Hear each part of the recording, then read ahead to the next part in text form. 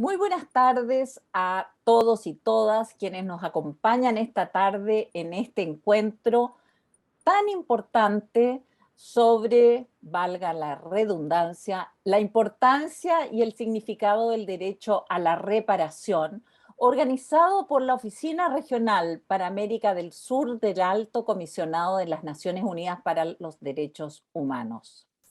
Soy Patricia Politzer, periodista en receso, ya que en la actualidad soy convencional constituyente por el Distrito 10.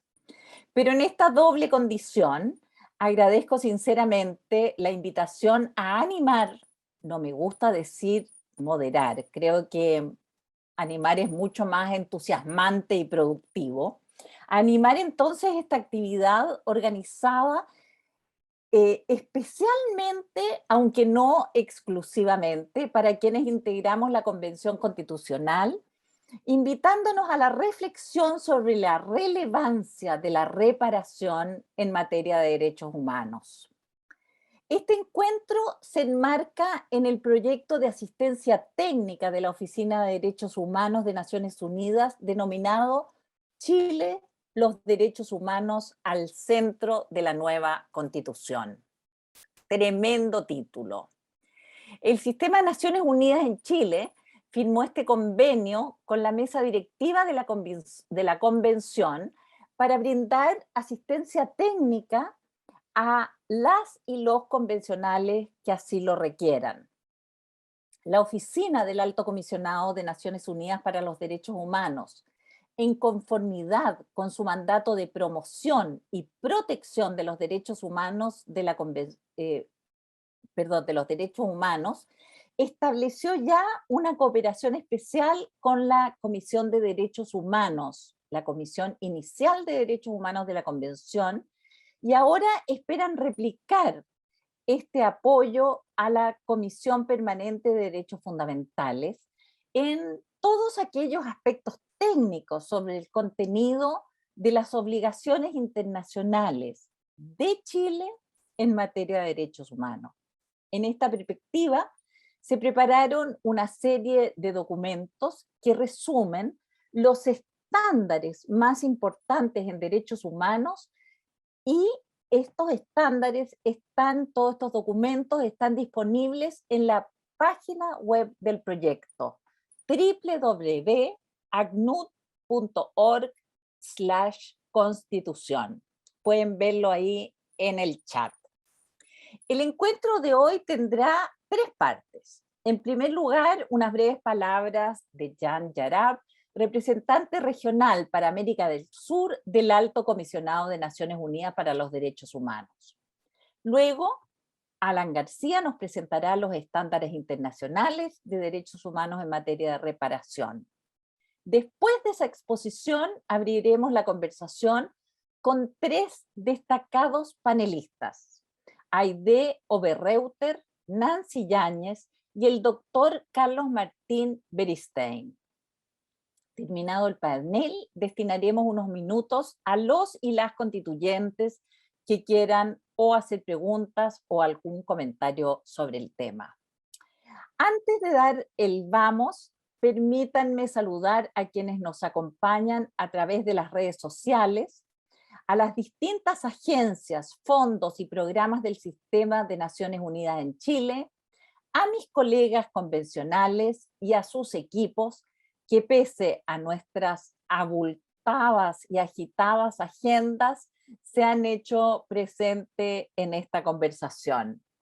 Los invito a todos, a quienes están siguiéndonos a través de las redes sociales, a dejarnos sus comentarios en el chat y compartir el enlace de YouTube para que más personas puedan unirse a través de la pantalla a esta interesante conversación sobre reparación y derechos humanos.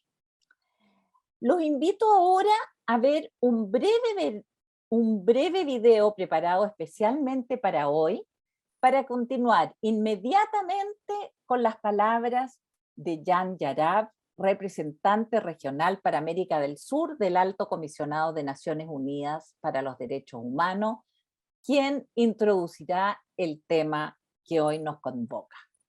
Vamos entonces al video. Chile, los derechos humanos al centro de la nueva Constitución. Con la instalación de la Convención Constitucional, Chile inició un proceso para elaborar una nueva Constitución. Se trata de una oportunidad histórica para hacer efectivas las obligaciones internacionales de derechos humanos. Los derechos humanos deben estar al centro de la nueva Constitución, siendo respetados, protegidos y garantizados sin discriminación. Como ONU Derechos Humanos, tenemos el mandato de contribuir al proceso constituyente que vive Chile, promoviendo y protegiendo los derechos humanos, brindando asistencia técnica, informando a la sociedad. Sigue nuestras redes sociales e infórmate más en acnud.org. Muy buenas tardes. Quisiera darles una afectuosa bienvenida a todos y todas las personas presentes en este encuentro. Y antes que nada me permito agradecer especialmente a las y los panelistas que nos acompañan, Aide Oberreuter, Nancy Áñez, Carlos Martín Beristain y a mi colega Alan García.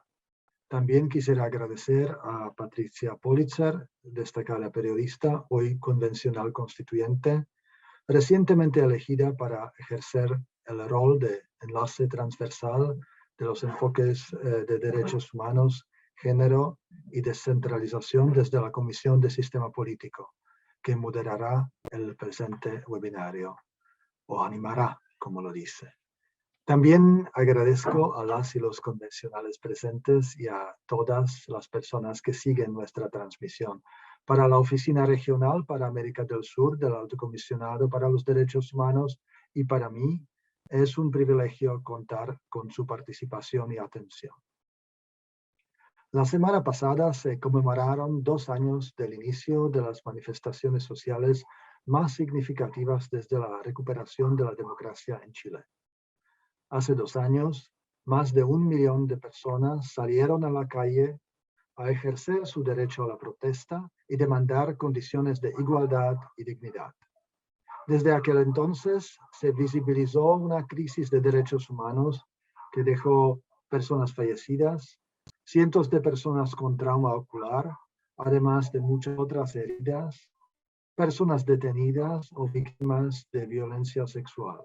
Y como ustedes saben, entre el 30 de octubre y el 22 de noviembre de 2019, el Alto Comisionado realizó una misión a Chile y se publicó un primer informe, el 13 de diciembre de 2019. Ayer publicamos un segundo informe que da seguimiento a los principales avances y desafíos en el cumplimiento de las recomendaciones emanadas del informe de misión de 2019. Y aunque valoramos los esfuerzos del Estado para incorporar las recomendaciones presentadas, hemos observado que persisten obstáculos, entre ellos al acceso de las víctimas a la justicia, reparación y garantías de no repetición. En relación a la reparación, si bien nuestro informe valora el diseño e implementación de programas de apoyo a determinados grupos de víctimas, encuentra limitaciones que no garantizan una reparación integral para las víctimas y sus familias, junto con la falta de reconocimiento de la responsabilidad del Estado. Observamos en las víctimas una sensación generalizada de desamparo.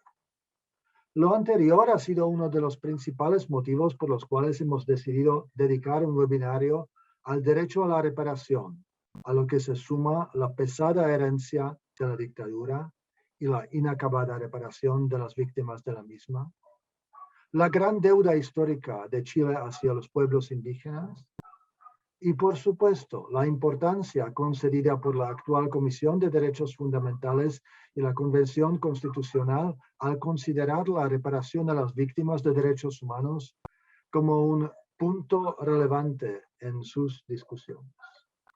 Las violaciones manifiestas de las normas internacionales de derechos humanos o del derecho humanitario generan un efecto devastador en las víctimas y sus familias, pero también en el conjunto de la sociedad. Por eso, el debate constitucional que vive Chile hoy resulta un momento privilegiado para la reflexión acerca de la importancia de la reparación y para enfrentar las siguientes décadas sobre las bases de un acuerdo que privilegia el respeto y considera la historia pasada y reciente del país. En todo este debate es esencial que no se pierda el foco de lo más importante, la centralidad de las víctimas. Conforme al derecho internacional, todas las víctimas de violaciones a los derechos humanos tienen derecho a una reparación adecuada, efectiva y rápida de los daños sufridos, basada en el principio que quien es responsable de un daño tiene la obligación de repararlo. El derecho internacional busca asegurar el goce de este derecho a todas las personas que hayan sido afectadas por una violación de derechos humanos.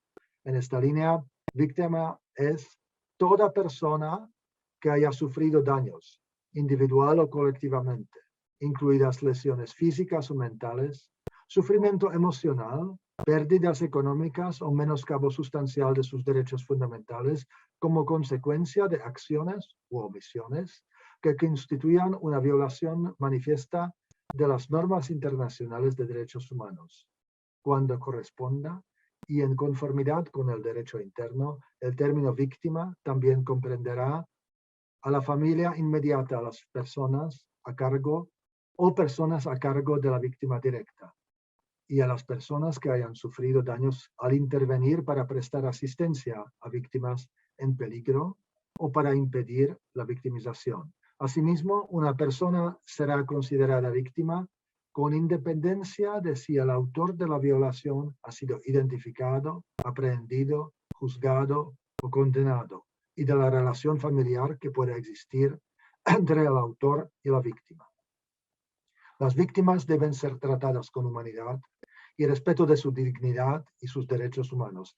Se tiene que adoptar las medidas apropiadas para garantizar su seguridad, su bienestar físico y psicológico y su intimidad, así como los de sus familias.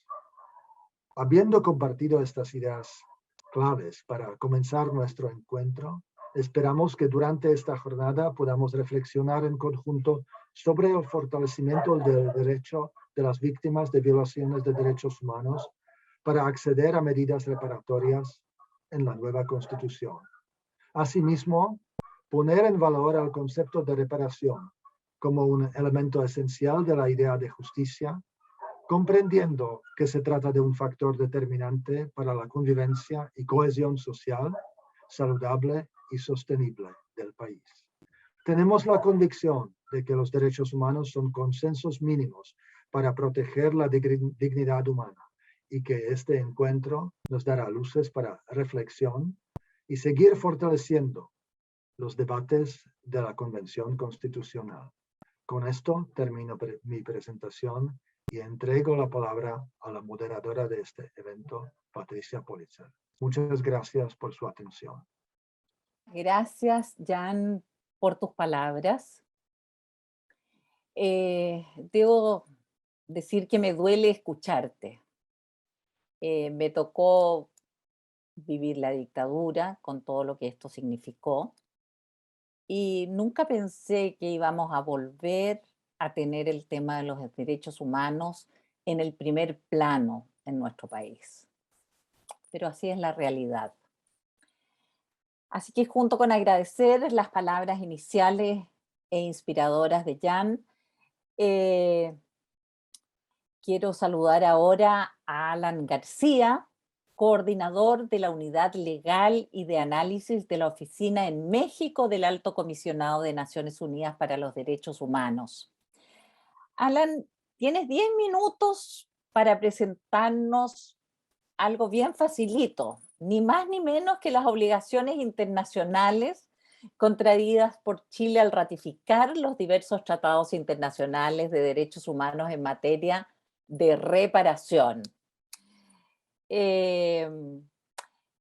Seguramente, Alan, esperamos que compartas con nosotras y nosotros aquellos aspectos imprescindibles que habrá que tener presente a la hora de pensar y debatir sobre el derecho a la reparación, que es un aspecto que cuando hablamos de derechos humanos muchas veces se nos queda un poco olvidado. Adelante, Alan, con tus 10 minutos.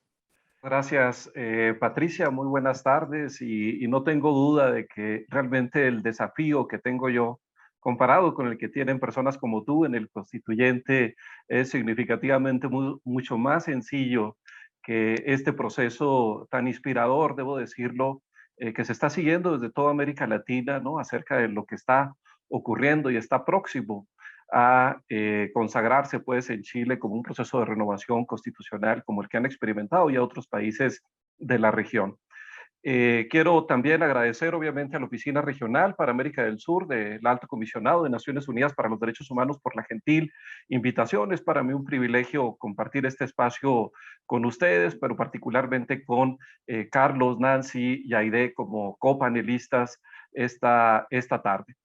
Efectivamente, debo empezar por señalar que el derecho a la reparación es un derecho ampliamente reconocido tanto por el Sistema Universal de Naciones Unidas como por el Sistema Interamericano de la Organización de Estados Americanos a los que pertenece Chile. También otros sistemas regionales como el africano, el europeo, de derechos humanos han consagrado, cristalizado el derecho a la reparación. Nosotros podríamos decir que a partir de que un país, un Estado ha ratificado un tratado internacional, surge una serie de obligaciones directas en relación con los derechos humanos. Por lo tanto, tienen la encomienda uno de respetar, esto es, de no realizar acciones que interfieran con la realización de los derechos por parte de las personas. Tienen la obligación también los Estados de garantizar, esto es, tomar todas las acciones pertinentes que permitan a las personas el acceso a los derechos humanos y tutele el ejercicio, el disfrute efectivo. Tiene la obligación el Estado igualmente de proteger. Esto significa adoptar las medidas para prevenir las violaciones a los derechos humanos, incluida la necesidad de hacerlos exigibles. Tiene la obligación el Estado de promover, ¿no? Los derechos humanos, esto es, adoptar medidas para lograr cambios, por ejemplo, en la conciencia pública, en la percepción, en el entendimiento, en la capacidad para enfrentar un problema de derechos humanos. Pero cuando estas medidas y estas obligaciones de respeto, garantía, protección o promoción fallan por alguna razón, esto es, cuando se materializa el quebrantamiento de un derecho humano, surge la obligación de reparar, la obligación de reparación, que supone a grandes rasgos, ¿no?, el deber del Estado de adoptar las medidas para restituir los derechos vulnerados y compensar a partir de un enfoque holístico, omnicomprensivo, a las personas o grupos de personas que han sido vulneradas en sus derechos. Y esto está ampliamente reconocido desde el nacimiento mismo del derecho internacional de los derechos humanos. La Declaración Universal de los Derechos Humanos en el artículo 8 señala claramente que toda persona tiene el derecho a un recurso efectivo. El Pacto Internacional de Derechos Civiles y Políticos en el artículo 2.3 señala algo muy parecido a la declaración. Todas las personas cuyos derechos o libertades reconocidas en el presente pacto hayan sido violados podrán interponer un recurso efectivo y así sucesivamente. La Convención Americana sobre Derechos Humanos en el artículo 25, el artículo 63, la Convención Internacional para la Protección de todas las personas contra las desapariciones forzadas desde su preámbulo, pero también en los artículos 19 y 24 y así sucesivamente. Los tratados internacionales reconocen este derecho a interponer un recurso del cual se deriva el derecho a la reparación. Pero no solamente este derecho está consagrado en instrumentos internacionales. La jurisprudencia, esto es, las sentencias, dictámenes, informes, opiniones adoptados por los diversos mecanismos, tanto universales como interamericanos, han desarrollado una serie de estándares muy valiosos sobre casos ya específicos que llegan al conocimiento de estos órganos supranacionales, donde han venido a decantar en qué consiste propiamente este derecho genérico a obtener una reparación e interponer un recurso. Lo mismo podemos decir en relación a la doctrina generada a nivel internacional. Informes temáticos se han adoptado, comentarios generales, recomendaciones generales por parte de los órganos de supervisión de los tratados, nos decantan pues que estamos ya claramente ante un derecho consagrado, cristalizado, entronizado en el ámbito internacional, y lo mismo podríamos decir por resoluciones internacionales. Pero este reconocimiento no solamente se ha dado a nivel internacional. Hoy por hoy, si uno voltea hacia el constitucionalismo contemporáneo, hacia el derecho interno, podrá percatarse de que este derecho también está siendo cada día más y más incorporado en los textos constitucionales, leyes y decretos. Desde mi perspectiva, lo más importante es que se consagre en la Constitución por la relevancia que implica un texto de esta naturaleza. Y así uno puede voltear, digamos, a los últimos 20 años en América Latina y ver cómo, por ejemplo, los procesos de modificación constitucional que se han experimentado en México hace 10 años con la reforma en materia de derechos humanos, en Bolivia en 2009, en Colombia, en Ecuador, fundamentalmente han consagrado de manera específica el derecho a la reparación. Pero también encontramos en el ámbito internacional una serie de principios, normas, como por ejemplo los principios y directrices básicos sobre el derecho de las víctimas de violaciones de las normas internacionales de derechos humanos y de violaciones graves del derecho internacional humanitario a interponer recursos y obtener reparaciones. Estos principios y directrices claramente señalan que todas las víctimas de violaciones a derechos humanos deben acceder a una reparación adecuada, efectiva y rápida, como lo mencionaba Jan Yarab, que tiene por finalidad promover la justicia, remediando las violaciones generadas, las violaciones perpetradas. Lo mismo podemos decir en relación a los principios generales para la protección y promoción de los derechos humanos mediante la lucha contra la impunidad, los cuales reconocen 3 grandes derechos muy significativos para el webinario de esta tarde. El derecho a saber, esto es, ¿qué ocurrió? El derecho a la justicia, esto es, acceder a los diversos mecanismos que favorezcan que las víctimas de violaciones a derechos humanos materialicen la consecución de responsabilidades hacia los perpetradores de los agravios cometidos, y finalmente el derecho a la reparación. Estamos hablando, por consiguiente, de un derecho ampliamente reconocido, plenamente cristalizado, es un derecho legítimo de las víctimas para, entre comillas, devolver lo violentado. Sabemos que retrotraer el tiempo es imposible, pero sí sabemos también que este es un derecho que permite construir sociedades mucho más integradas, mucho más cohesionadas. Hacen posible también, a través de la reparación, que los mecanismos del Estado puedan revertir una actividad lesiva a la dignidad del ser humano, a la libertad, a la igualdad, en fin, a estos valores en los que se inspiran los derechos humanos, y en este sentido es un componente vital de un proceso de atención, reconstrucción en las sociedades. Por consiguiente, estamos frente a un derecho, pero también ante una obligación del Estado. Y es fundamental en este sentido reconocer que el derecho a la reparación pues parte de diversos supuestos. La publicidad, por ejemplo, en los procesos de reparación, las medidas administrativas, no judiciales, pero también las judiciales que se puedan generar a efecto de tutelar un acceso rápido, un acceso efectivo a las medidas de reparación que pueden ser de naturaleza individual o colectiva, pero también es muy, muy importante la protección hacia las víctimas de toda acción de intimidación, represalia o retaliación. Creo que, como bien lo decía Jan Yarab, se debe adoptar un concepto amplio de víctima. En este sentido, no voy a repetir la definición que él recupera justamente de los principios en Naciones Unidas acerca de cómo debemos conceptualizar a aquella persona que ha sido quebrantada en sus derechos humanos, y a partir de ahí es que se deben tanto reparar los daños materiales como los daños inmateriales y favorecer el proyecto de vida de las personas.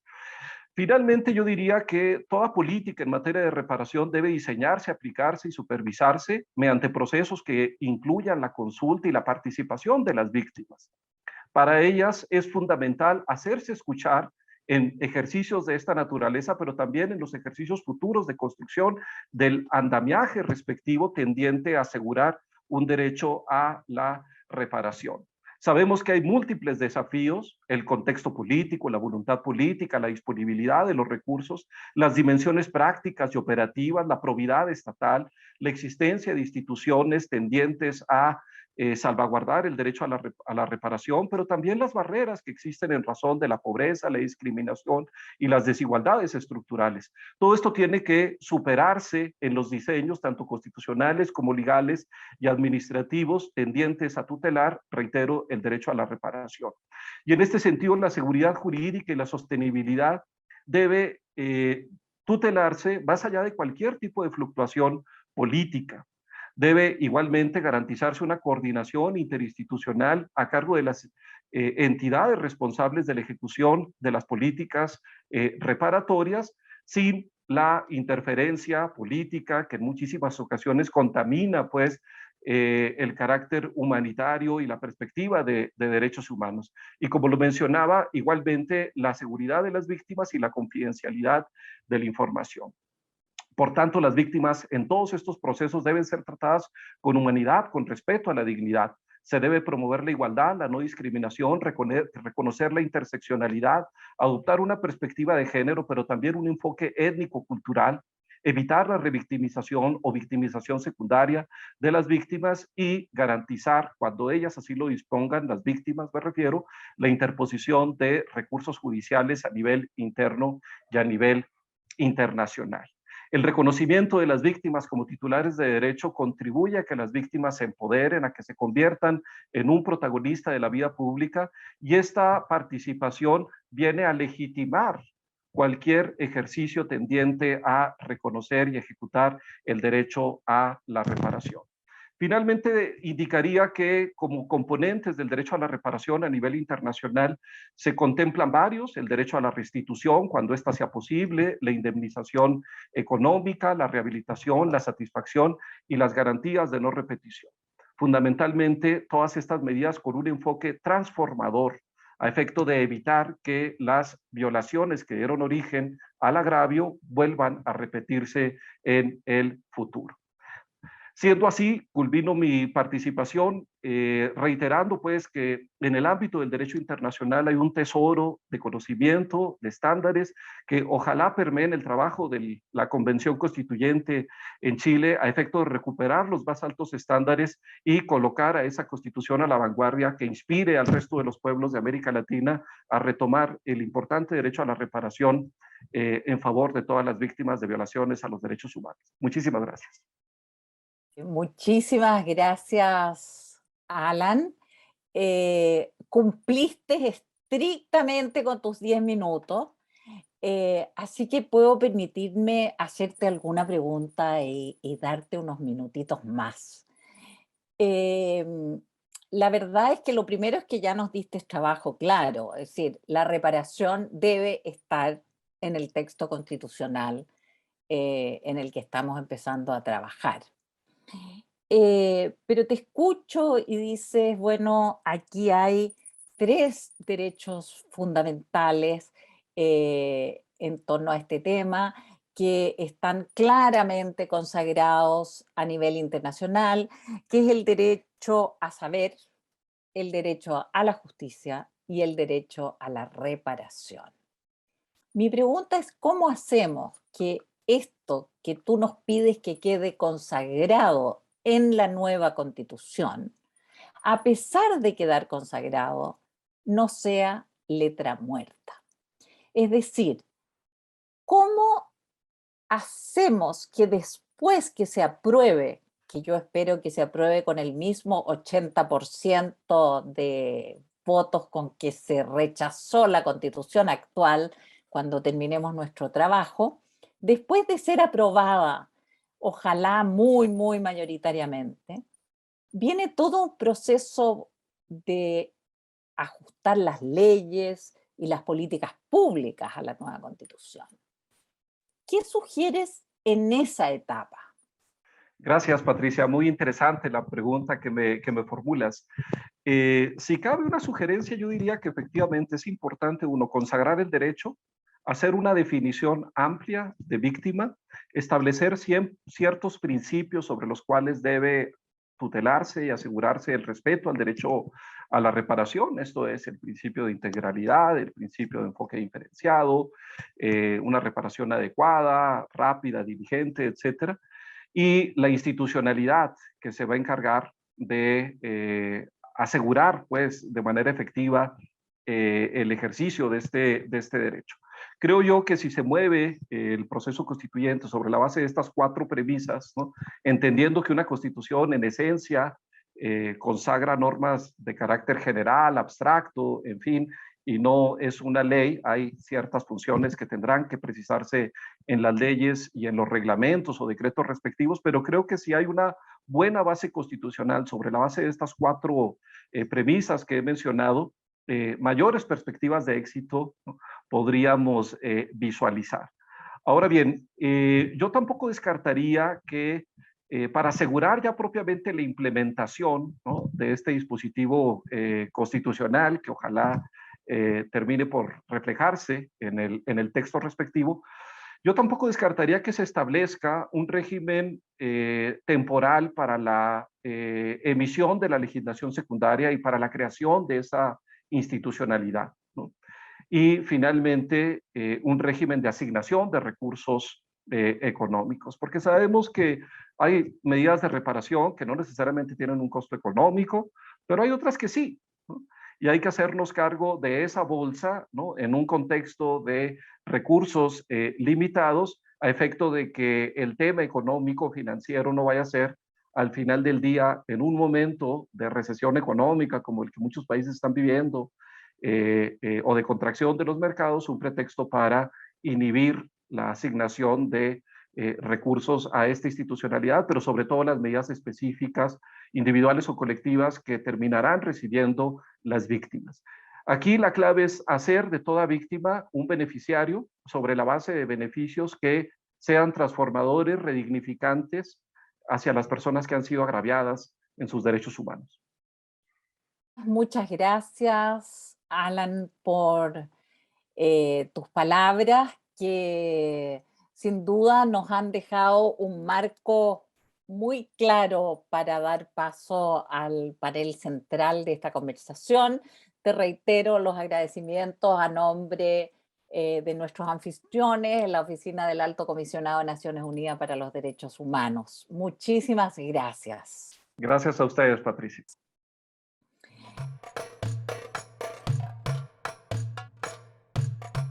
Antes de continuar, quiero saludar especialmente a quienes se nos han unido a través de las distintas redes sociales.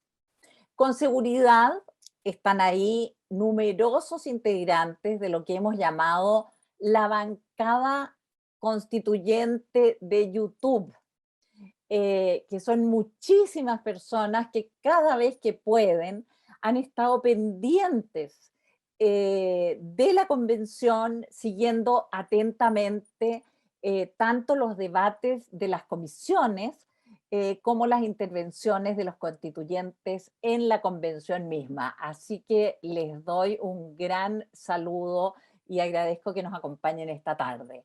También quiero saludar a mis colegas convencionales y les invito a todos a revisar la página web del Alto Comisionado de Naciones Unidas para los Derechos Humanos, y también a quienes están ahí en las redes sociales les reitero la invitación a dejar sus comentarios en el chat y a compartir el enlace de YouTube para que más personas se nos vayan sumando y compartan con nosotros esta pantalla hoy día. Ahora sí, sin más demora, quiero presentar a los 3 panelistas de esta tarde que nos van a dar su propia mirada en torno a la importancia y al significado del derecho a la reparación. Es un honor para mí presentar a 3 invitados de lujo. Al doctor Carlos Martín Beristain, médico, doctor en psicología y comisionado de la Comisión de la Verdad de Colombia. En segundo lugar, a Nancy Yáñez Fuenzalida, directora del Centro de Derechos Humanos y profesora asociada de la Facultad de Derecho de la Universidad de Chile. Y por último, lo cual no significa que sea menos importante, Aide Oberreuter Umazábal, dirigente de Derechos Humanos, exprisionera política y encargada de la investigación y memoria de familiares de exprisioneros políticos fallecidos. Bienvenidos a los tres y parto preguntándole al doctor Carlos Martín Beristain, que tiene una mirada internacional sobre este tema y todos los desafíos que ya nos dejó Alan García. Y quisiera entonces preguntarle a Carlos, con su experiencia internacional, ¿qué nos sugieres, qué nos podrías recomendar para avanzar por un buen camino en la tarea que nos toca a los convencionales constituyentes en Chile? Gracias, Patricia, y bueno, gracias a Jan y al Alto Comisionado de Naciones Unidas por la invitación. Bueno, yo estando de acuerdo, digamos, con lo que se planteó pues antes por el responsable de Naciones Unidas de México, yo diría que por una parte que es muy importante, como él ha señalado, que el derecho a la reparación esté incluido en la Constitución, porque eso le va a dar a todo el desarrollo que venga después, legislativo, de los tribunales, etcétera, le va a dar un marco de actuación. También para las víctimas va a haber un marco al cual hacer referencia en la búsqueda de la defensa de sus derechos, ¿no? Y en ese sentido, digamos, pues los 5 principios que se han señalado, ese enfoque integral de la reparación para superar esas maneras a veces restringidas de ver la reparación como una compensación económica por el daño, sin más, ¿no? Y ese enfoque hacia la transformación me parece que es clave, que viene sobre todo de las garantías de no repetición. Me parece que son cosas que tienen que estar, ojalá, incluidas, conceptualizadas en este proceso constituyente en el que ustedes están, ¿no? Eso me parece que es una primera cuestión, ¿no? Creo que es muy importante también que lo que ustedes terminen decidiendo y ojalá aprobándose por el pueblo chileno. La reparación hace referencia después a diferentes tipos de mecanismos y me parece que es muy importante tener en cuenta que hay mecanismos judiciales y mecanismos extrajudiciales, ¿no? Y los dos deberían tener una cabida en el desarrollo posteriormente legislativo, etcétera, que se dé en el país, ¿no? Hay básicamente tres mecanismos judiciales. Uno es el propio tribunal o corte constitucional, que muchas veces interpreta los derechos, ¿no? Otro, por lo menos en otros países lo ha sido, otro son los tribunales penales, ¿no? Que muchas veces en las sentencias penales también incluyen el derecho a la reparación, incluyen la reparación a la víctima, no solamente se centran en la situación de las responsabilidades de los autores, también en la dimensión de las víctimas, y también, por otra parte, los tribunales administrativos, ¿no? Por ejemplo, en Colombia se llama el Consejo de Estado. El Consejo de Estado ha proferido numerosas sentencias que tienen un fuerte componente de reparación, basándose, digamos, en esos estándares internacionales que antes se señalaban, ¿no? Bien, me parece que Alan hacía referencia a esos estándares. Creo que incorporar esos estándares en la propia Constitución, o que haya un mecanismo claro para cómo se incorporen y no tenga que estar discutiéndose permanentemente, me parece que eso es una cuestión bien importante. Ahora, lo que hemos aprendido también en el camino, ¿no? Que además de determinar, bueno, quién es el sujeto de la reparación, digamos antes, tanto Jan como Alan señalaban los sujetos de reparación en otro tipo de conflictos que también Chile se ha enfrentado, América Latina, Colombia se ha enfrentado, ¿no? De violaciones de derechos humanos asociadas a lo que hemos llamado los conflictos socioambientales, ¿no? Digamos, ahí hay que ver también quién es el sujeto de la reparación. Pongo el ejemplo, por ejemplo, en el caso de Colombia, la Corte Constitucional ha decretado incluso, ¿no?, que el río Atrato es sujeto de reparación en función de los impactos sufridos por ese río, por la calidad de vida, la relación de las comunidades indígenas, por ejemplo, afrodescendientes, afectadas por los impactos en el río, en sus modos de vida, en su cultura, etcétera. O sea, ahí hay que ver cómo ustedes van a terminar definiendo también cómo se abordan, digamos, las violaciones de derechos humanos también desde unas perspectivas que no hacen solamente referencia a los derechos a veces civiles y políticos en términos de las agresiones policiales, de la tortura, etcétera, sino también que pueden hacer referencia a otro tipo de situaciones más amplias. Eso es todo un debate, lo ha sido en las constituciones recientes de otros países. Yo estuve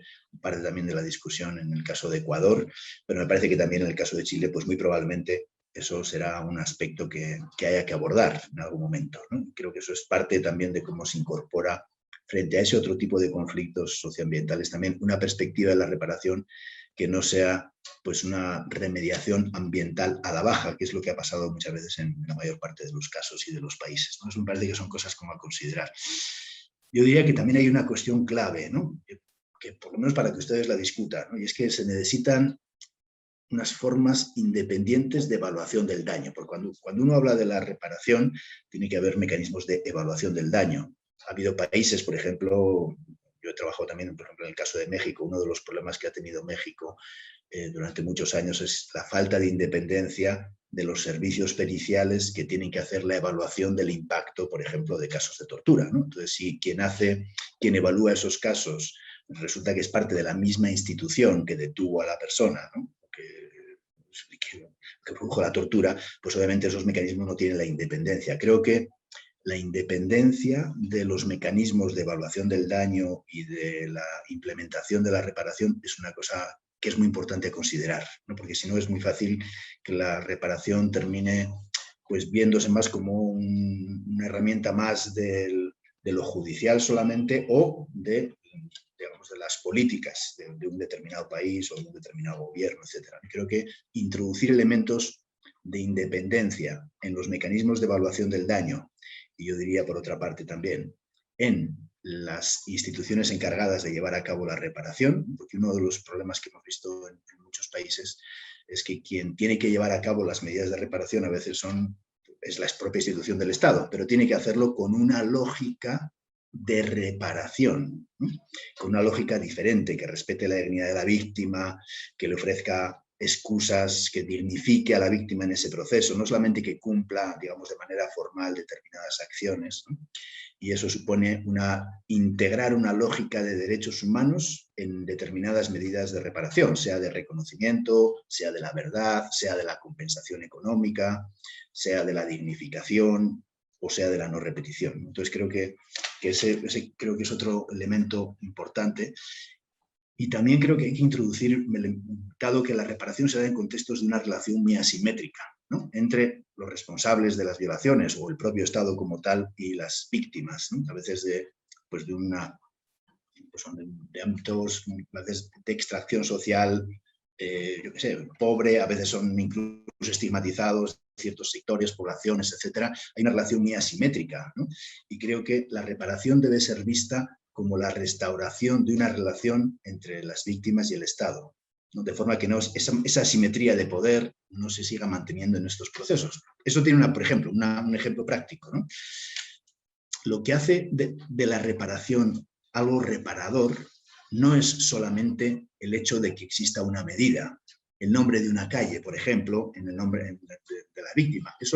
Si eso no sintoniza con el proceso de las víctimas, si no responde al proceso de las víctimas, a las expectativas de las víctimas, pues pueden ser medidas que tengan muy poco sentido.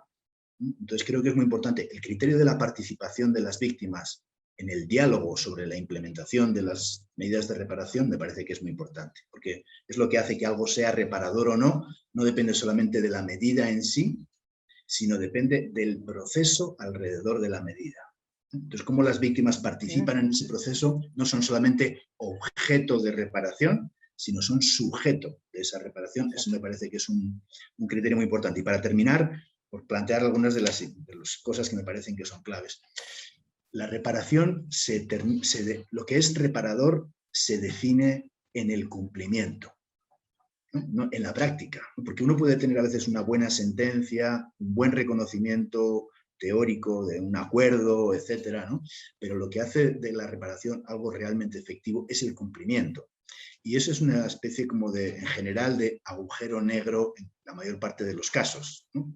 Pues las víctimas saben lo que les cuesta muchas veces que la reparación sea efectiva, pero en general hay pocos mecanismos eficaces para el cumplimiento. Eso pasa por lo económico que decía ahora Alan, ¿no? Por la cuestión un poco de, bueno, cuáles son los recursos que se dedican a la reparación, etcétera, pero también pasa por que haya un mecanismo de cumplimiento independiente que pueda verificar si realmente eso es así o no es así, porque pues hay una tendencia muy general en muchos estados, y lo hemos visto incluso en sentencias de la Corte Interamericana, cuando uno se evalúa el cumplimiento, hay una tendencia a una visión superficial del cumplimiento por parte muchas veces de los estados, y creo que aquí se necesita una visión más profunda que toque el sentido de la reparación, que no desprovea a la reparación de su sentido y haga un cumplimiento muchas veces a la baja, ¿no? En general, los estados, cuando tienen que hacer esas dinámicas de reparación, pues la reparación económica es lo que en general se cumple más, a veces con dificultades, etcétera, pero las otras medidas, ¿no? A veces son muy difíciles, ¿no? Porque no hay mecanismos adecuados o porque quien tiene que supervisar que ese cumplimiento sea efectivo, pues o no tiene la independencia o no existen mecanismos de supervisión. Entonces, eso creo que son cosas como claves para que en la reflexión que ustedes están haciendo, pues se vea qué cosas se pueden introducir obviamente en el marco de lo constitucional. Yo sé que estoy hablando de muchas cosas, ¿no? Pero qué cosas se pueden incluir en el marco de lo constitucional y qué cosas tienen que ser coherentes en el desarrollo legislativo de la Constitución, porque eso sí me parece que es clave. Porque si no hay una tendencia, lo hemos visto en otros países también, que hay una tendencia a una inclusión amplia del derecho a la reparación en términos de la Constitución, pero el desarrollo legislativo, ojalá la propia Constitución diga que en estas cosas tiene que ser coherente con la propia Constitución, porque si no lo que hemos visto es a veces que hay una perspectiva a la baja cuando se va concretando ese derecho en términos de esos marcos legales o los reglamentos, ¿no? El principio de independencia, el principio de participación de las víctimas, el principio de evaluación también independiente del daño, además de las otras cuestiones que se plantearon antes por parte de Alan, del alto comisionado Jan Jarab, me parece que son también claves para la discusión. Gracias, Carlos, por esta primera ronda. Vamos con Nancy. Tienes prendida tu cámara, Nancy, por favor, y tu micrófono. La verdad es que hay muchos temas que nos han ido quedando. Y yo quisiera pedirte, porque cuando hablamos de derechos humanos inmediatamente se nos viene a la mente la represión. Sin embargo, Carlos hablaba también del tema del medio ambiente.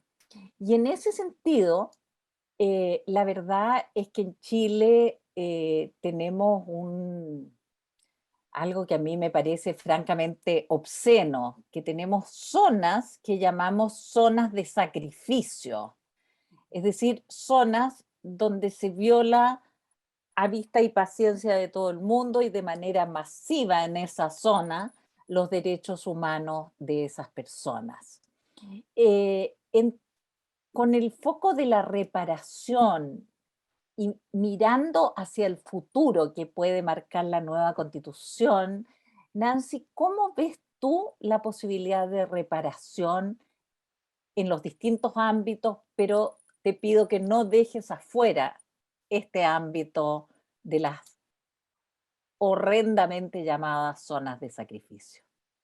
Gracias, Patricia, por la pregunta, porque además yo vivo en una zona de sacrificio ambiental que es precisamente la comuna de Tiltil, donde efectivamente se alojan la mayoría de los basurales de la región metropolitana y ha sido condenada a ser una zona de sacrificio precisamente porque el Plan Regulador Metropolitano de Santiago impone las cargas ambientales de la región metropolitana, incluida lo que corresponde a residuos industriales peligrosos, provenientes no solo de la región metropolitana, sino que también de otras zonas del país, la comuna de Tiltil, que no alcanza a tener el 10% de los habitantes que tiene la región metropolitana.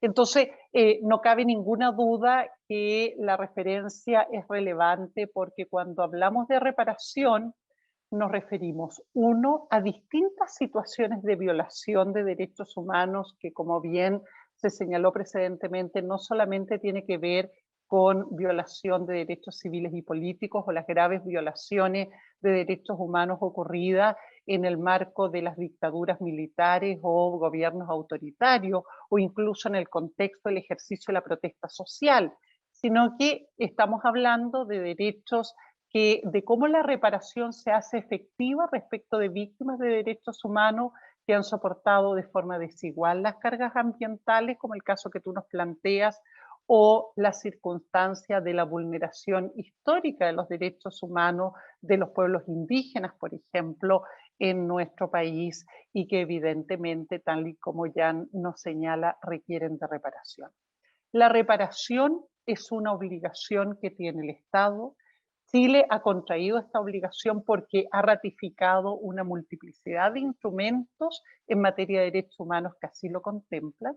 Dentro de ellos, la Convención Americana de Derechos Humanos, que contempla en el artículo 63.1 específicamente la obligación.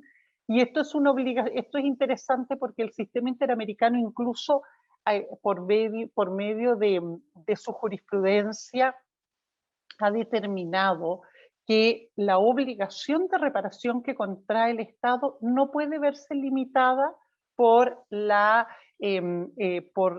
referencia a la falta de normas de derecho interno en materia de reparación. Entonces, hoy día que estamos confrontados a un debate constitucional, no cabe ninguna duda de que esta obligación debe adquirir cuerpo en el texto constitucional.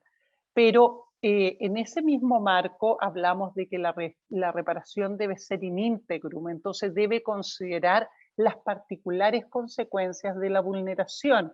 Por lo tanto, considera daños patrimoniales, daños extrapatrimoniales, daños morales y la especificidad de las víctimas, que cuando estamos hablando, por ejemplo, de comunidades locales, pescadores artesanales, campesinos, comunidades que hoy día son territorios de sacrificio, no cabe ninguna duda que debe considerarse las víctimas, no solo los sujetos individualmente afectados y sus familias, sino que el colectivo completo cuya vida se hace inviable en esos espacios territoriales, restituyendo entonces las capacidades ambientales de esos territorios donde se desarrolla sus economías de subsistencia, y por lo tanto tiene lugar el ejercicio de derechos tan centrales como la soberanía alimentaria. Cuando estamos hablando, en definitiva, del derecho de los pueblos indígenas, tenemos que considerar la perspectiva intercultural e interdisciplinaria. Entonces implica hacerse cargo de la condición sistemática de opresión y subordinación que han vivido los pueblos indígenas, y la determinación de las víctimas, así como las medidas, debe hacerse recurriendo al sistema de vida y costumbre que es propio de los pueblos indígenas. Así, el sistema interamericano, por ejemplo, de derechos humanos, ha reconocido que el derecho consuetudinario de los pueblos indígenas nos ayuda a determinar quiénes son los beneficiarios de las reparaciones. Y de igual forma nos ayuda a identificar quiénes son las víctimas. Y aquí entonces nosotros debemos considerar la especificidad de los mecanismos de reparación en una sociedad plurinacional, que es parte del debate constitucional que hoy día en definitiva tenemos.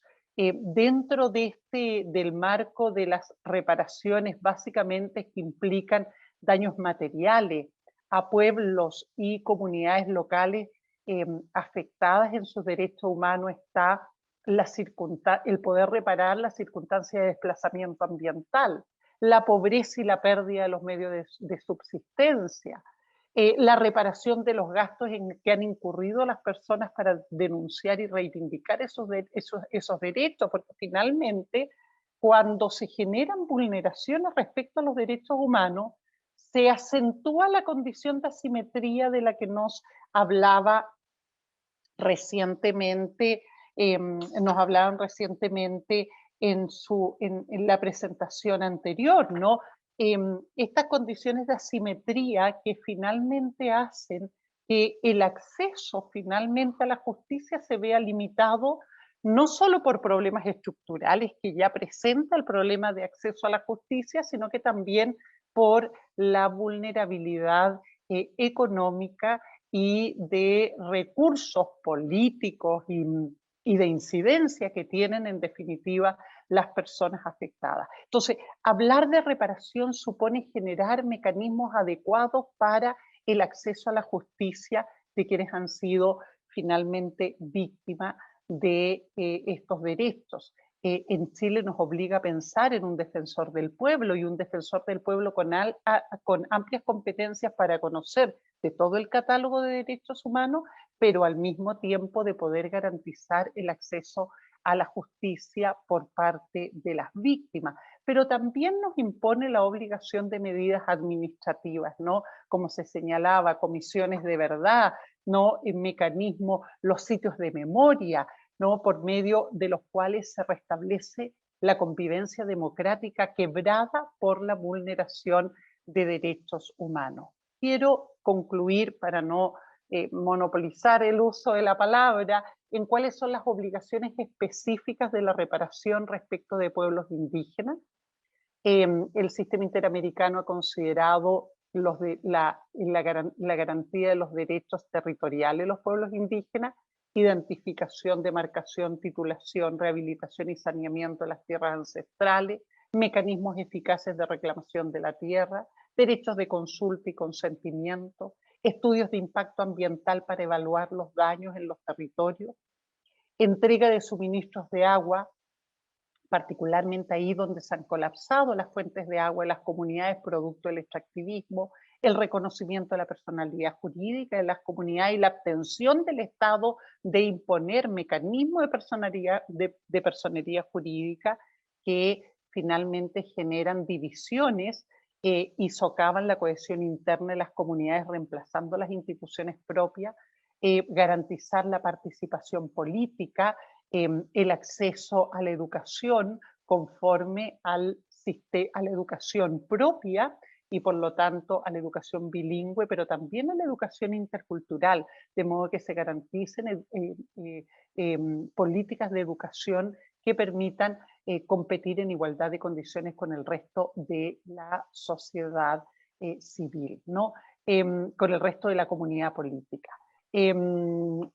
Finalmente, uno podría considerar que de igual forma que lo que ocurre con una cuestión central en lo que respecta a la reparación es la recuperación de una memoria colectiva, es decir, generar un consenso en torno a una historia compartida que está en disputa, porque hasta ahora la historia compartida ha sido impuesta por un determinado sector de la comunidad política que ha ejercido la hegemonía política, particularmente la hegemonía económica, o al mismo tiempo también ha impuesto una sola perspectiva cultural a la hora de establecer cuál es la historia de nuestras relaciones como país. Entonces, construir una memoria histórica que nos permita mirar, por ejemplo, los sucesos que sirvieron de base precisamente para la generación de las leyes sociales en nuestro país y hacernos cargo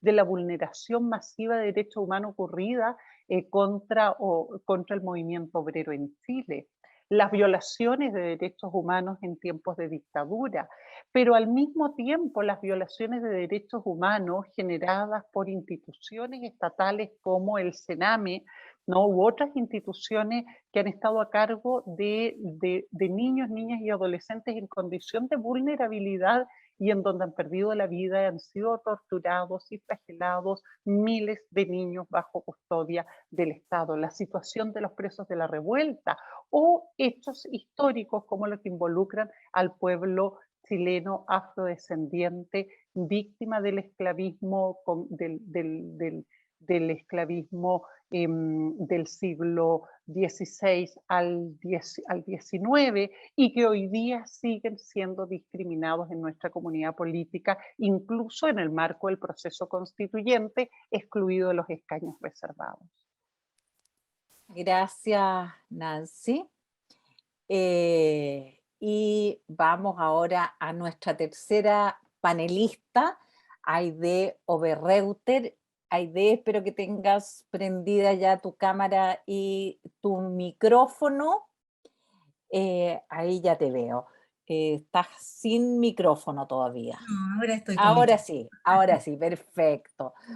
Bueno, hemos estado, la verdad, hablando muy en teoría, pero Aide es ex prisionera política y conoce bien de lo que estamos hablando más allá de la teoría. Aide, ¿cuán en deuda estamos como país en materia de reparación? ¿Y qué esperarías tú de la nueva Constitución? Gracias, Patricia. Mira, yo creo que es súper conveniente que además quede establecido que cuando hablo, no hablo por mí, sino que hablo por el conglomerado al cual está asociado la corporación que yo represento, que es el Comando Unitario de Exprisioneros Políticos y Familiares. Soy también parte del directorio de la Corporación Derechos en Común. Entonces, hablo por ellos y hablo por mí también, a través de estas representaciones. ¿Cuánto en deuda, cuánto falta, cuánto todo? Es un tema que llega a ser triste o decepcionante, más bien, el entrar a hacer la larga lista de los pendientes que el Estado de Chile tiene en estas materias.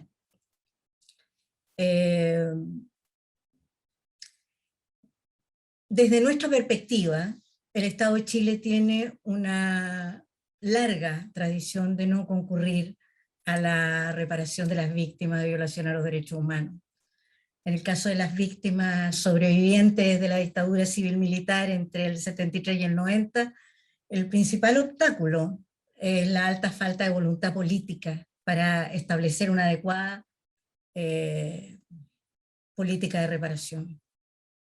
En rigor, una reparación integral no existe ni ha existido para nosotros como grupo en absoluto, y tampoco para el conjunto de las víctimas que generó el periodo dictatorial del cual nosotros somos sobrevivientes, pero bien sabemos que hay una buena cantidad de ex prisioneros políticos y víctimas de tortura que no sobrevivieron, que fueron ejecutados o que fueron hechos desaparecer, hechos y hechas desaparecer, ejecutadas y ejecutados.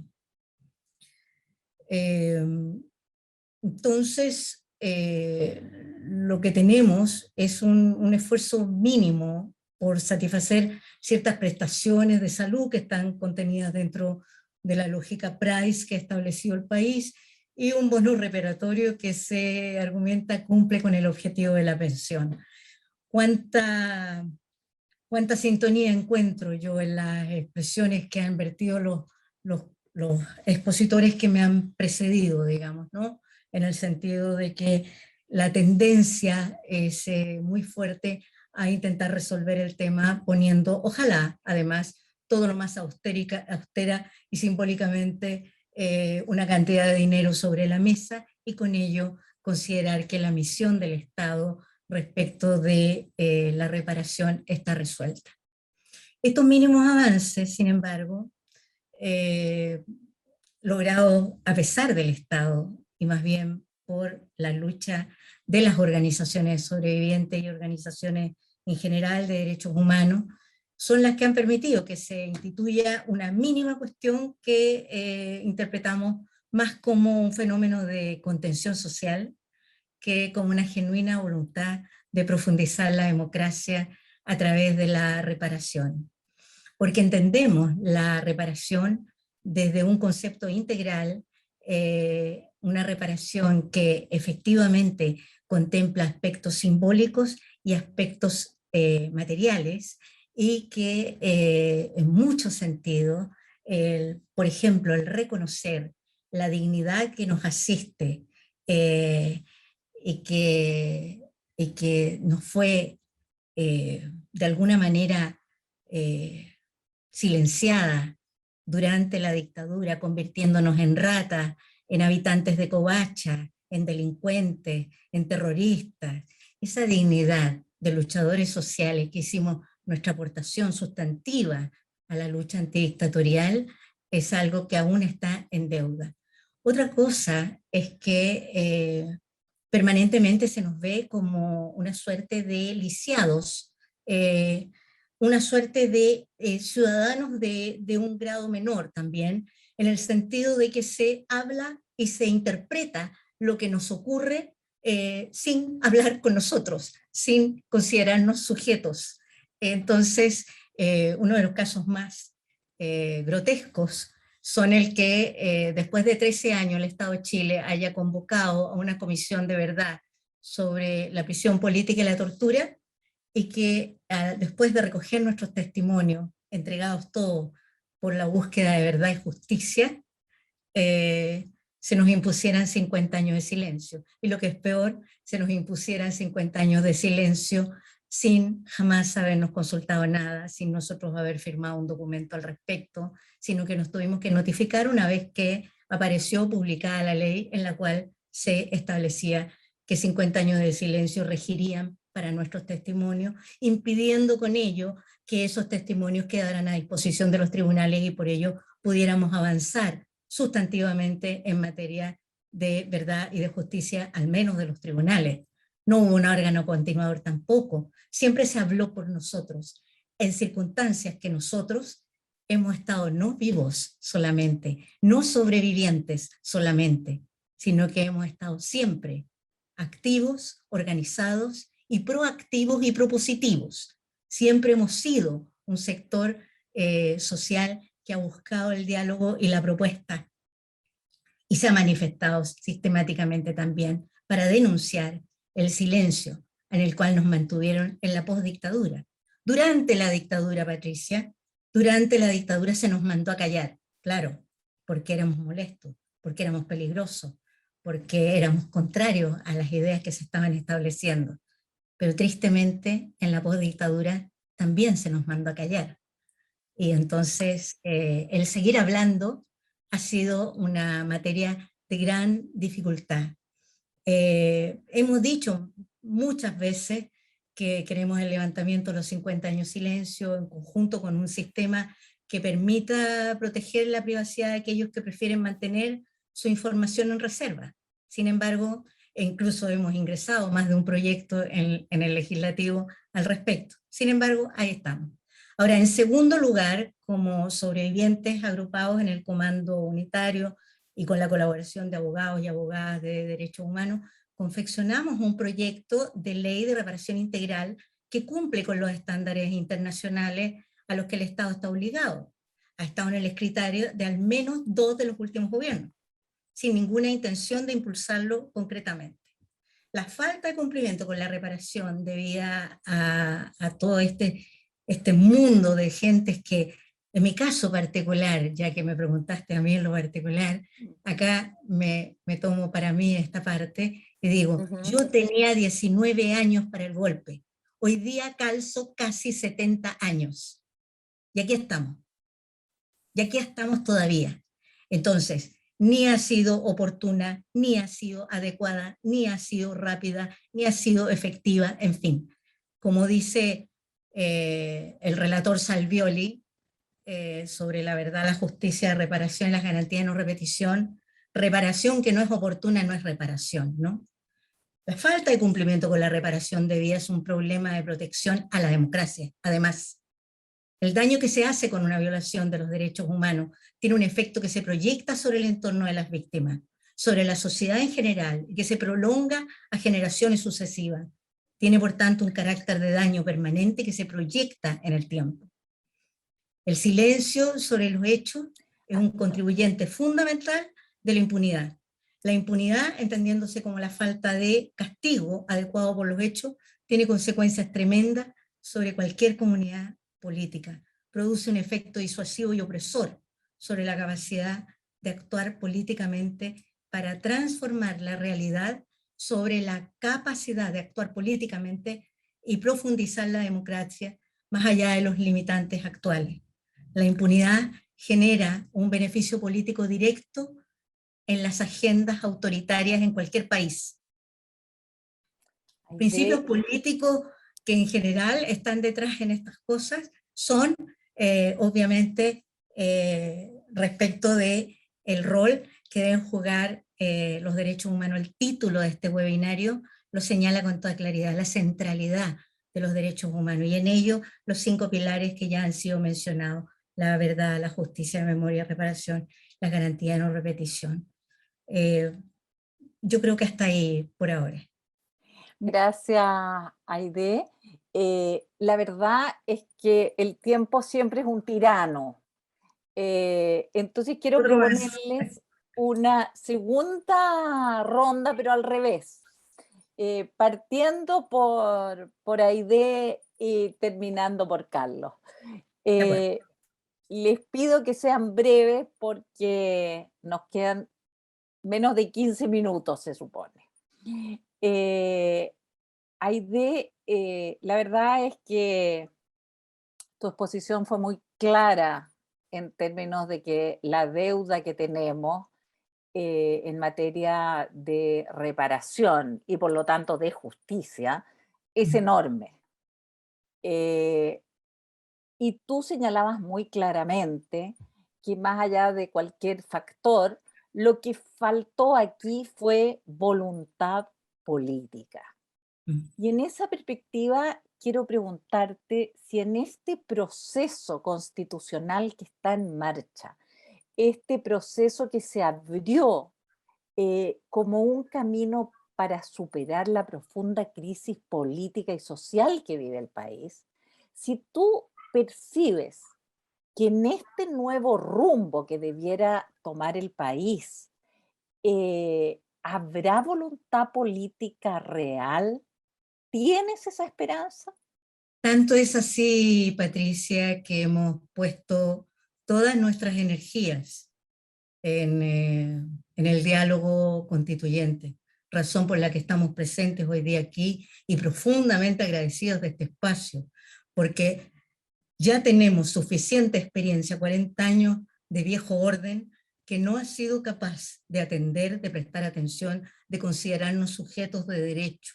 Por lo tanto, hemos puesto nuestras esperanzas en la Constitución, pero no solo la hemos puesto de una manera restrictiva en el sentido de alcanzar verdad y justicia para nuestros sectores, sino que entendemos que somos parte activa de una sociedad que ha sido afectada en su conjunto y que por lo tanto las medidas que estamos considerando son medidas que cuando hablamos de reparación integral hablamos de la sociedad que está involucrada, ¿no?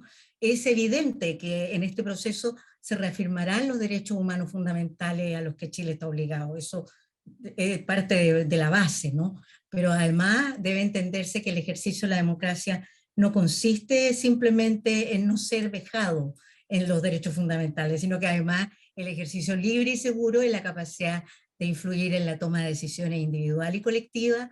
Está la concepción de los derechos en común que hemos desarrollado y publicitado como derecho a la política. En una democracia, el poder participar políticamente en organizaciones de distintos tipos, en los territorios, en grupos temáticos, gremiales, es y debe ser un derecho fundamental. En democracia, la política es un derecho humano. Obviamente, consideramos que el sistema de derechos humanos en su conjunto debe ser reconsiderado. Y entre ellos pongo un tema que hemos nosotros desde antes de la comisión Balech ya estábamos propiciando, hay múltiples documentos al respecto, comisión calificadora permanente, no un órgano que se abre y se cierra, comisión calificadora permanente que permite investigar, otorgar a la calificación de víctima de una violación de derechos humanos, independiente de los procesos judiciales que busquen culpables, etcétera, etcétera. Siguiendo un programa nacional de reparación, hemos pensado, tal y como ha señalado muy bien Nancy Yáñez, en un defensor del pueblo, que en el fondo sea una institución que tenga facultades efectivas para representar a las víctimas en instancias judiciales, además de promover el respeto a los derechos humanos. Educación en derechos humanos, Consejo Nacional de Derechos Humanos, etcétera, etcétera. Pensamos que la binominalización de la institucionalidad de derechos humanos ha sido un efecto fatal de origen ¿no? Y que nos parece que no debe seguir siendo así. Ahora, respecto a las proyecciones de la reparación integral que nosotros esperábamos o esperaríamos ver reflejadas en la constituyente, es que en tanto existen diversas prácticas estatales que han atentado en forma grave o gravísima en contra de grupos sociales y nacionales diferentes a lo largo de nuestra historia, por ejemplo, en la ocupación de la Araucanía o la chilenización del norte, luego de la Guerra del Pacífico, estos procesos han dejado efectos múltiples, algunos de ellos se perpetúan hasta hoy y han sido constitutivos del Estado chileno. Reconocer y reparar en ese sentido es un mínimo democrático en la medida que aspira a construir una mayor igualdad que la existente hoy. Es un desafío también por dos razones principales. La primera es la tentación de que el proceso de desanclaje implique dejar caer la necesidad de reparación frente al terrorismo dictatorial para enfocarse en otras formas de violación a los derechos humanos, como en ocasiones han deslizado fuerzas políticas que llaman a enfocarse exclusivamente en el presente y en el futuro, como si no tuviera relación con el pasado y como si todo lo del pasado estuviera resuelto ya. No sabemos si esas posiciones pecan de ignorancia o mala fe, pero la verdad es que resulta incompatible el profundizar la democracia y perpetuar la impunidad frente a los graves crímenes cometidos por el Estado de Chile. La complejidad de algunos asuntos pensados desde la óptica de la reparación integral, en particular los efectos de los extractivismos y las zonas de sacrificio en diversos espacios del país, se han visibilizado como uno de los más graves problemas del presente, tanto por sus implicancias climáticas como económicas, pero también porque producen vejaciones a niveles de derechos fundamentales como el acceso al agua, el ambiente limpio, contaminación o incluso la vida. Ya Nancy nos ha hablado específicamente sobre el tema de las zonas de sacrificio y sus implicancias. El lugar específico del Estado como un posible causante de estos asuntos es una cuestión relevante que requiere ser abordada por el texto constitucional. Cierro diciendo que a propósito de un espacio interesantísimo como es la Comisión sobre Conocimiento y Cultura, quisiera mencionar la importancia que tienen los conocimientos para una acción precisa, eficaz y ajustada a la particularidad de cada caso, y las culturas como formas de reflexionar en torno a estos asuntos, y así proyectar hacia la sociedad y hacia el futuro principios asociados a un nunca más y a unas garantías de no repetición arraigadas en la sociedad en su conjunto. Gracias. Muchísimas gracias, Aide. Y sin duda uno de los temas que planteaste que me parecen indispensables tiene que ver con la educación.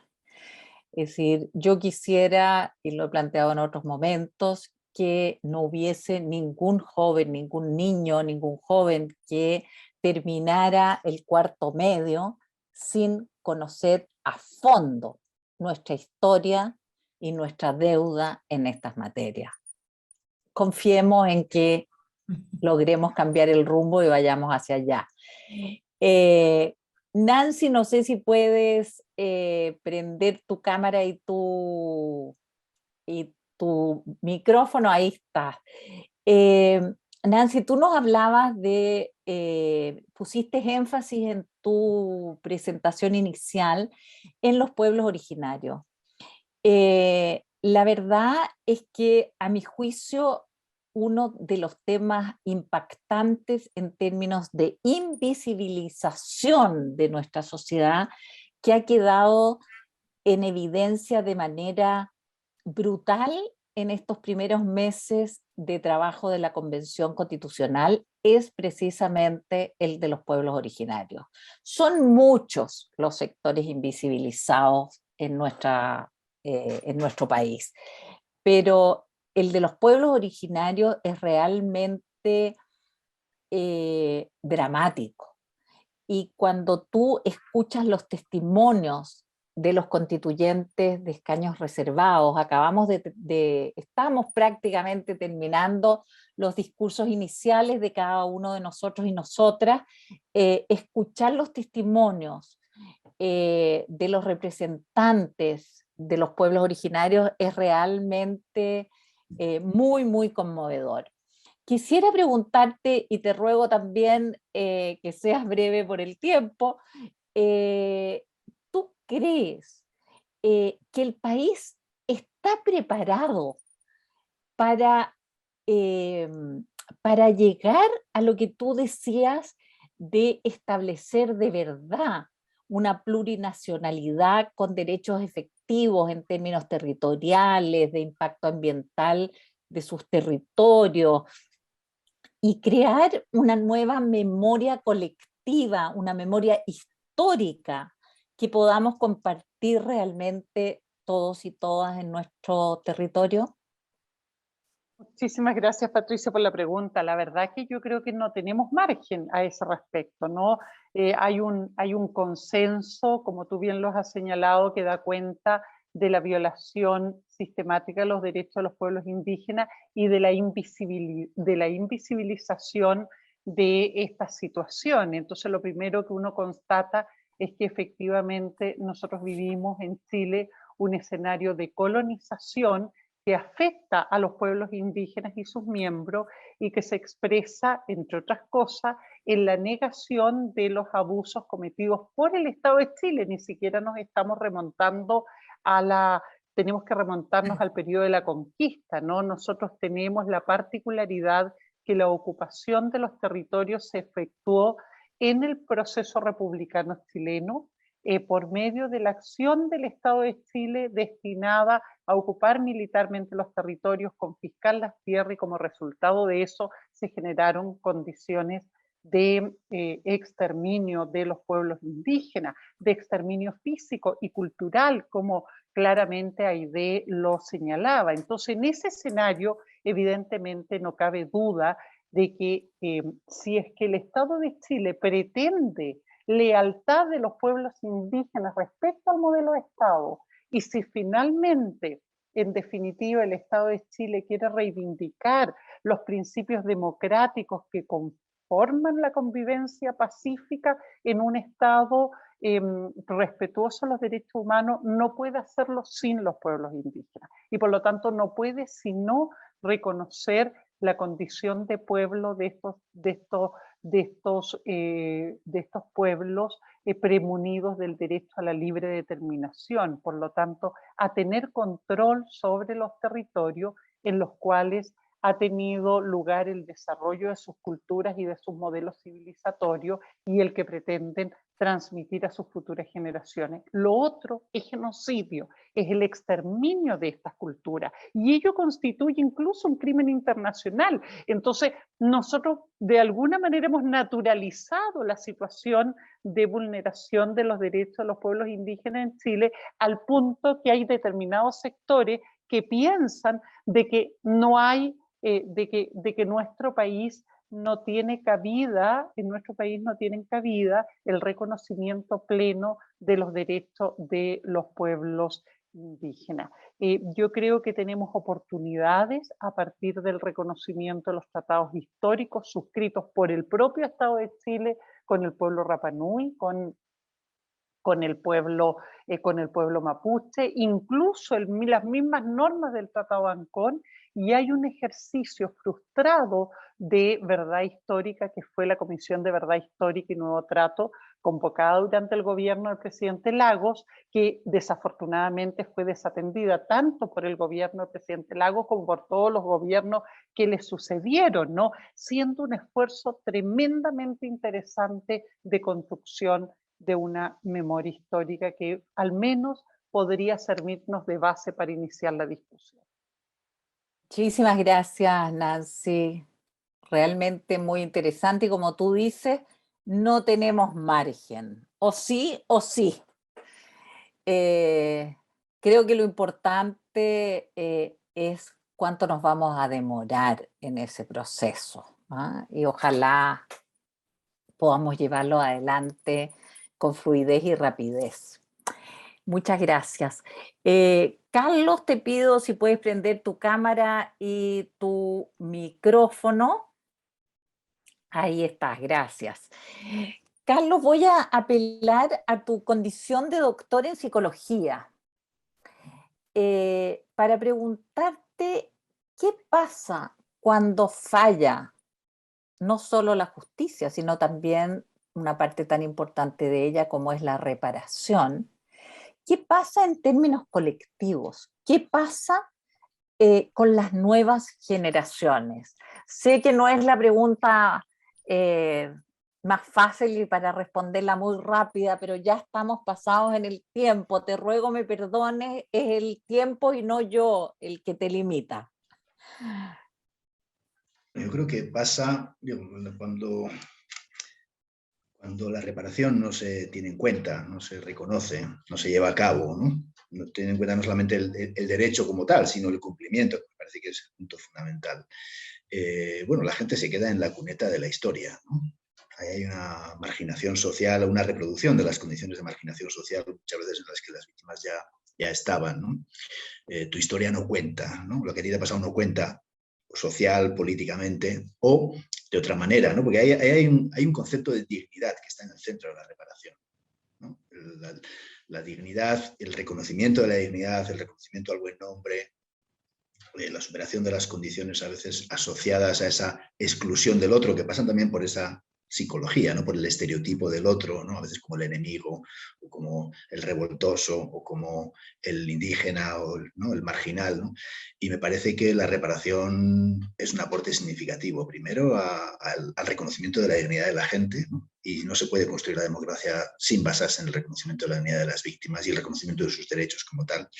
Y por otra parte, también tener en cuenta que hay una dimensión colectiva. A veces la reparación, sobre todo los temas que tienen que ver con la no repetición, ¿no? Hacen énfasis muchas veces a medidas colectivas que tienen un impacto más allá. Para que la violación no se repita, hay que poner en marcha mecanismos de transformación en cómo, desde cómo actúa la policía, tal vez, o cómo se evalúan las violaciones de derechos humanos, o sea, tiene un potencial transformador esa reparación, que no se queda solamente en el caso individual, muchas veces que se puede ver en una comisión o se puede ver en un juicio, ¿no? Creo que eso obviamente contribuye a una memoria de las nuevas generaciones, ¿no? Porque hay muchas cosas de las que no se puede hablar, ¿no? Y se puede hablar menos cuando las violaciones de derechos humanos se asocian a un estigma, ¿no? Porque a veces incluso la propia víctima se va a sentir culpable por lo que le pasó, o se le va a culpabilizar socialmente por lo que le pasó. Me parece que es muy importante que la reparación tenga ese reconocimiento que incide en una memoria colectiva, en una situación también de qué le explicamos a los jóvenes, ¿no? Para que eso no se repita, porque si no, la no repetición es un deseo bien intencionado, tiene que ser parte de una política. Y esa política pasa por la memoria, pasa por el reconocimiento y pasa por también abrir espacios de diálogo con los jóvenes sobre los problemas que ven, ¿no? Y no solamente cómo se les transmite las memorias del pasado de una manera unidireccional, sino cómo participan también en el proceso, me parece que es determinante.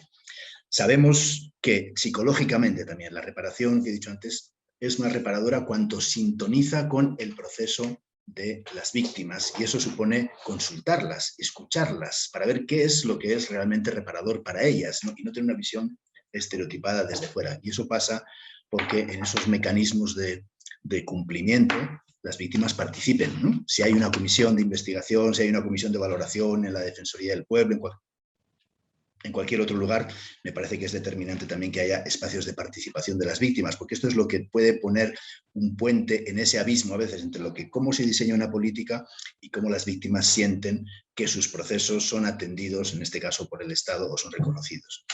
Y creo que, aunque no me lo has preguntado, pero una cosa que me parece determinante, porque eso es una parte de los problemas que hemos visto en muchos países, y es que si, digamos, el aparato del Estado, quienes tienen que cumplir, digamos, quien llevará a cabo el cumplimiento de la reparación, a veces no tienen la visión de lo que significa la reparación, ¿no? O hay jueces a veces que no tienen en cuenta los estándares, a veces incluidos internacionalmente. Ojalá por eso la Constitución es un elemento clave también para la formación de jueces, etcétera, para que los temas de la reparación se incorporen en el conocimiento y en la manera de trabajar de diferente. Hay que hacer formación de personal, de funcionarios, etcétera, para que la lógica en cómo se hace la reparación respete la dignidad de la gente que se pretende reparar. Porque si no, la reparación pierde sentido, se convierte en algo superficial, o se cumplen ciertas cosas, otras no se cumplen, y genera más frustración, ¿no? En lugar de esa inclusión social y ese reconocimiento de la dignidad, que me parece que es fundamental. Muchísimas gracias, Carlos. La verdad es que lamento esta tiranía del tiempo en mi doble condición de periodista y de convencional constituyente. Se imaginarán que me quedo con montones de preguntas y muchísimas ganas de seguir conversando con ustedes, pero no se puede más. Así que les Ahí te vamos a agradezco. mandar, Patricia, algunos documentos tal vez que pueden alimentar la discusión también de los en términos de los Eso, convencionales, ¿no? Que puede ser útil. sin duda, los esperamos todos. Agradezco una vez más a quienes nos acompañaron esta tarde, especialmente a Aide Oberreuter, a Nancy Yáñez, a Carlos Beristain y a Alan García. Agradezco también a quienes estuvieron con nosotros a través de las distintas redes sociales. Aprovecho de contarles que la grabación de esta conversación quedará disponible en el canal de YouTube del Alto Comisionado de Naciones Unidas para los Derechos Humanos, así que para que le cuenten a sus cercanos que no pudieron estar hoy con nosotros. Le reitero a mis colegas convencionales la invitación que nos hiciera la Oficina del Alto Comisionado de Naciones Unidas para aprovechar de alguna manera lo que señalaba Carlos, sus conocimientos y los materiales que han preparado para construir a nuestra tarea. Tarea histórica de elaborar una nueva constitución para Chile que tenga como columna vertebral el respeto profundo a los derechos humanos. Finalmente, mis agradecimientos a nuestro anfitrión, Jan Yarab, por haberme invitado a animar esta conversación, y lo dejo a él con la palabra para que cierre esta conversación que ha sido extraordinariamente productiva. Gracias, Patricia, y quiero agradecer nuestro panel de lujo que tuvimos. Alan, Carlos, Nancy, Aide, fantástico panel, una discusión que sin duda enriquece no solo a los convencionales constituyentes, sino a todos nosotros, incluso a nosotros de la Oficina Regional para los Derechos Humanos del Alto Comisionado, y espero que con todas y todos ustedes vamos a seguir cooperando, comunicando y contribuyendo en una forma u otra al desarrollo de este proceso verdaderamente histórico, verdaderamente esperanzador, que como en una palabra u otra lo dijeron cada uno y una de ustedes, puede ser un ejemplo para otros países latinoamericanos, diría yo, por la excepcional legitimidad de este proceso democrático impulsado, en este caso, más que en los otros casos de constituciones adoptadas en las últimas décadas, impulsado verdaderamente desde abajo por la ciudadanía, y el proceso nos parece es igual de importante, como también lo destacó Carlos varias veces, igual de importante como el resultado sustantivo. Y con esta legitimidad, con este proceso incluyente y con el compromiso que los derechos humanos estarán al centro de la nueva Constitución, esperemos que verdaderamente esto será la oportunidad que en este caso se va a utilizar para construir una nueva realidad en este país.